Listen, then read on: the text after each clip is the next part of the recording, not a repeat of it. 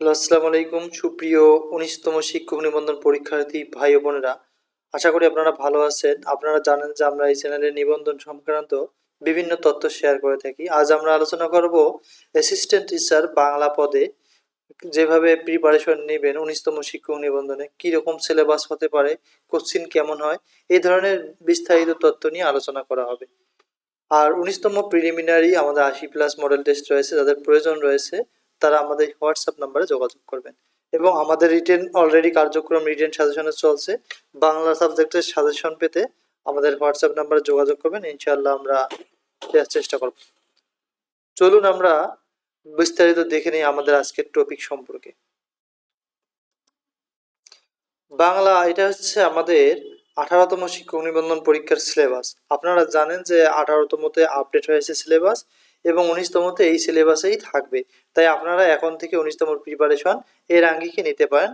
আমরা সিলেবাস দেখাবো, 18তম কোশ্চিনটি পর্যালোচনা করাবো। এটা আপনার অবশ্যই ধারণা হবে যে 19তমতে কোশ্চিন কেমন হবে, কী ধরনের পড়তে হবে। তো চলুন আমরা দেখে নেই। এখানে নির্বাচিত গ্রন্থ দেওয়া থাকে। 19তমতেও ঠিকই এরকম কয়েকটা গ্রন্থ থাকবে এবং কয়েকটা গল্প থাকবে, আপনারা গল্পগুলো দেখে নেন। এরপরে থাকবে কবিতা, পাশাপাশি উপন্যাস থাকবে। আপনাদের সবসময় আপডেট থাকতে হবে। আপনারা যে ইন্টারমিডিয়েট পাস করেছেন, যে পরীক্ষা দিয়ে গত, তার থেকে কিন্তু বেশি প্রশ্ন হওয়ার সম্ভাবনা থাকে। এরপরে দেখেন খ বিভাগে থাকবে 40 মার্ক, ভাষা রীতি সাধু চলিত থাকবে, ছন্দ, বাংলা বানানের নিয়ম, বাংলা উচ্চারণের নিয়ম। এরপরে পত্র রচনা, যেমন কি কি ধরনের পত্র থাকতে পারে: আবেদনপত্র, দাপ্তরিক পত্র, ব্যবসায় সংক্রান্ত পত্র, প্রতিবেদন, ভাষণ রচনা ইত্যাদি। আর অনুবাদ বা পারিভাষিক শব্দ, প্রবন্ধ রচনা, ক্ষেত্রসমূহ কল্পনাশ্রয়ী, নৈতিকতা মূল্যবোধ, বিজ্ঞান ও প্রযুক্তি, জলবায়ু, ইতিহাস, ঐতিহ্য, সংস্কৃতি, মানে এই ধরনের রচনা থাকবে। তো 19তম তো খুব শীঘ্রই আপনাদের আসলে সার্কুলার প্রকাশিত হবে বাংলা সম্পর্কে।